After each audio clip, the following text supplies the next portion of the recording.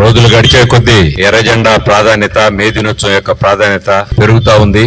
మే దినోత్సవం జరుపుకోవడం కోసం మనం ఇక్కడికి వస్తా ఉంటే దారిలో మహిళలే సిమెంట్ లోడింగ్ అన్లోడింగ్ చేస్తా ఉన్నారు. స్కూళ్లలో చదువుకోవాల్సినటువంటి బిడ్డలు పొలాల్లో పసుపు ఏరుతా ఉన్నారు. 60 ఏళ్లు 70 ఏళ్లు వచ్చినటువంటి ముసలివాళ్లు ఎక్కడికక్కడ అంతో ఎంతో పని చేసుకుంటే తప్ప బతకలేమని చెప్పి రకరకాలైనటువంటి వృత్తుల్లో ఉంటా ఉన్నారు. ఉపాధి ఒక తీవ్రమైనటువంటి సమస్యగా పరిణమించింది. నిరుద్యోగం పెరిగి ఆకలి మంటలు పెరిగే కొద్దీ మే దినోత్సవం ఆ రోజు 8 గంటల పనిదినం కోసం, కార్మికుల యొక్క హక్కుల కోసం రక్తాన్ని చిందించి ప్రాణాలు బలిదానం చేసి ఈ ఎర్ర జెండా ఆవిష్కరణకి కారణమయ్యారు. వారికి జోహార్లు అర్పించి కార్మికుల యొక్క ప్రయోజనాలకి పునరంకితం అయ్యేటువంటి సందర్భం ఇది. కమ్యూనిస్టులు ఈ రోజు ఈ పోరాటంలో ముందు పెట్టి నిలబడి ఉన్నారు. కమ్యూనిస్టు ఉద్యమం బలహీనపడవచ్చు, ఓట్లు సీట్లు తగ్గవచ్చు, కానీ కమ్యూనిస్టుల యొక్క ప్రాధాన్యత మాత్రం ఎన్నటికీ తగ్గదు.